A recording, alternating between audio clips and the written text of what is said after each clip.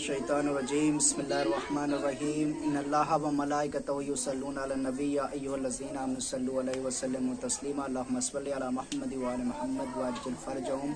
अस्सलामु अलैकुम व रहमतुल्लाहि व बरकातुहू। मोमिनीन, मौलाए मुत्तकियान अली इब्न अबी तालिब अलैहिस्सलाम इरशाद फरमाते हैं कि एक गाली देने से कब्र में एक बिच्छू तैयार होता है। इसी तरह से हमारे माशरे में, हमारे समाज में देखा जाए कि बहुत से लोग ऐसे होते हैं कि जो लोग अपनी बात का आगाज़ ही गाली के ज़रिए करते हैं।